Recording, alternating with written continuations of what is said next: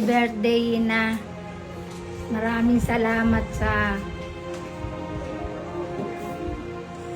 pag-aalaga mo sa mga anak ko. Happy birthday, Ina! Wish ko kay Ina.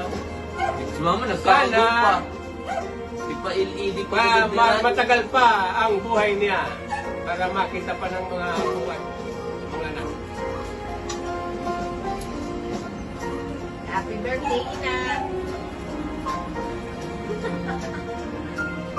Kaya po, bukas maalis na kami ni Melody. Pupunta na kami dyan sa iyo para makita ka na. Magpalakas ka. Magpagaling ka. Bye-bye.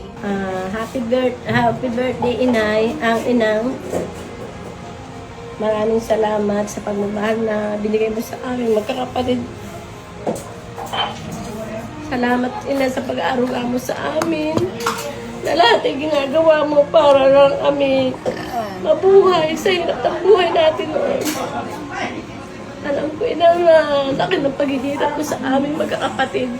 Lagi kayong nandiyan ni Ama na inaalagaan at pinipilit ibigay ang mga pangangailangan namin. Mahal na mahal ka namin, Ina. Sana bumalik yung dating sigla at lakas ng iyong katawan. Naalala ko yun na nung nakatira ka sa akin. Na lahat halos ng gusto ko ibigay ng mga gusto mo. Kaya lang, yung nangyari, hindi inaasahan na nagkaroon ka ng karamdaman, umuwi ka. Naoperahan yung mata. Sakit-sakit ng kalooban ko dahil sa bahay nangyari yun na. Mahal na mahal kita. Lagi kayo nandiyan ng Ama para sa amin. Sana maging masigla at bumalik yung kalakasan mo. Happy 90th birthday, Ina. Mahal na mahal ka namin. I love you, Ina. Salamat po sa lahat. Happy birthday, Ina. Kami ay nagpapasalamat sa Diyos. Nagkaroon kami ng ina na bagamat hindi siya naging professional, talaga namang the best mother. Ala siyang pinipili na trabaho, basta pwede siyang kumita para matustusan yung mga pangailangan ng mga anak niya. Nakita ko kung paano ang isang ina ay magsakripisyo para iparamdam na naroon siya lagi para sa mga anak niya. Bagamat may mga pagkukulang sila kasi pangarap ko makatapos, pero sabi niya, anak, hindi ka na pwedeng mag-aaral. Kung gusto mo, magsumikap ka, gumawa ka ng paraan. Nakita ko dun yung, siguro ayaw din ng inang mangyari yung nangyari sa kanya na hindi siya nakapag-aral. Kaya salamat sa kanyang mga iniwan na aral, sa mga pagmamahal, at sa katatagan na talaga namang huhubog sa isang katulad kong anak na hindi rin naman pinalad na makapag-aral, pero naroon yung mga values na itinuro. Kaya maraming salamat, Ina. Sana nagawa ko yung best ko para maging mabuting anak mo. Hindi man ako makapagbigay ng material na bagay. Sana naging sapat yung oras ko, yung lakas ko, para maramdaman mo na mahal kita. Hindi simpleng mag-alaga, Ina, pero dahil kaya pa naman, kahit bagamat may tinatagmay na karamdaman, willing pa rin akong hanggang kaya ko na mag-alaga kasi gusto kong maramdaman mo hanggang sa huling mo dito sa mundo na mahal kita. Salamat, Ina. At sana balang araw magawa ko rin na magpakatatag gaya mo. Salamat. Happy 19th birthday. Sana bumalik yung dati mong sigla. Nami-miss ko yung pagkanta natin. Bumalik ka na yun sa dati. Happy birthday. Happy 90th birthday, Ina. Maraming salamat sa pagmamahal mo sa akin, maging sa aking mag-ama. Ang naalala ko nung bata pa ako ay pagka may lagnat ako ay dadalhin ako ni Ina sa Nana Mentang Bay, pangalan ng doktora na yun, na talagang lalakarin ng Ina na kilik-kilik ako mula San Isidro hanggang halos palapat na yata yun. Naririnig ko yung tunog ng balakang ng ina na siguro kahit hirap na hirap siya ay tinitiis niya, hindi kami mamamasahe. Siguro walang pera dahil yung pera lang ay pambayad lang sa doktor. Saka nung nag-aaral ako, naalala ko din lahat ginagawa ni ina dahil nga hindi nakapagtapos ng pag-aaral, pero lahat ng kaya niyang gawin para kumita ng pera na may pambigay ng baon.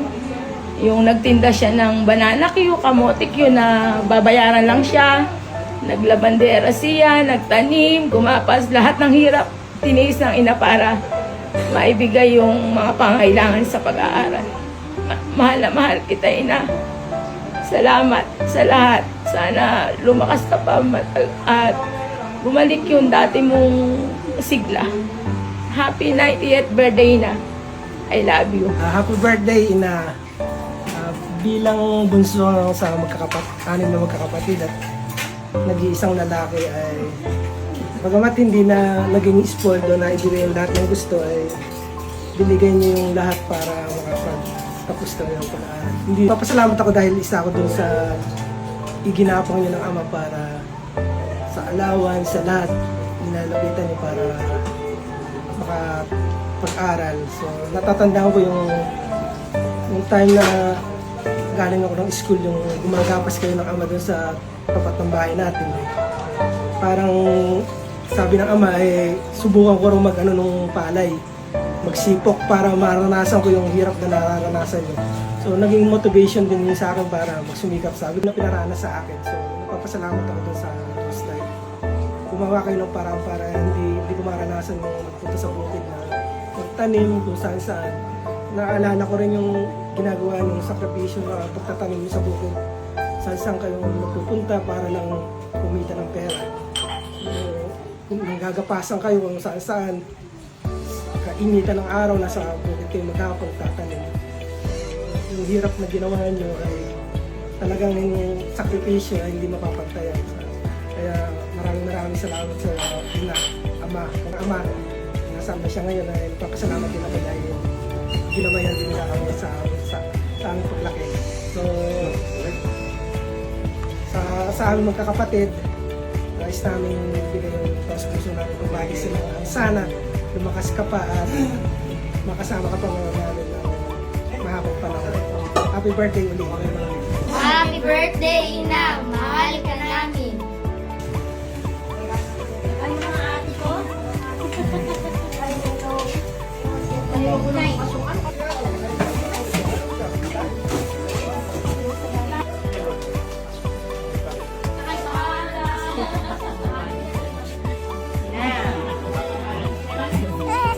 Hello, umiiyak ko.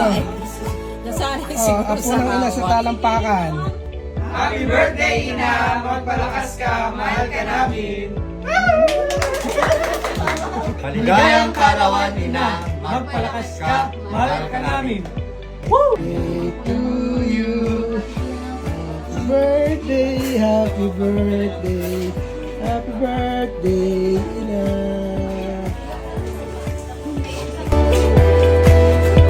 Happy birthday, Kapas.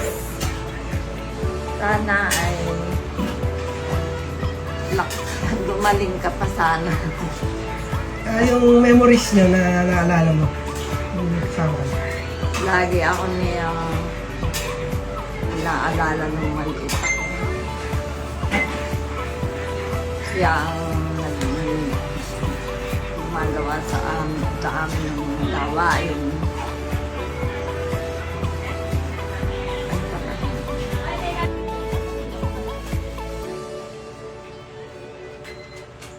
Happy birthday po, Inang Paz. Sa lahat na, huwag na magtatampo yung mga tita ko, pero sa lahat ng kapatid ni Mami, naiyak naman ako. Ay, siya yung pinaka-close sa akin. Kasi pag wala si Mami, siya yung parang second mother namin.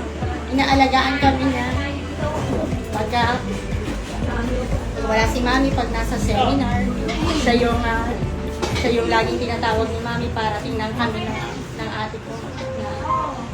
naiiwan doon. Kaya, naku, love na love namin si Inang Paz. Kasi parang tumatayo siya ang pangalawang mami namin pag wala si mami. Inang Paz, mabait ka pong tita. Kaya naman binless ka ni Lord. So, 90 years old ka po. Ano? Blessing po ito, yung buhay niyo po na pinagkaloob ni Lord. Mahal ka po namin magkapatid, Ate Malulat kami po. Happy birthday.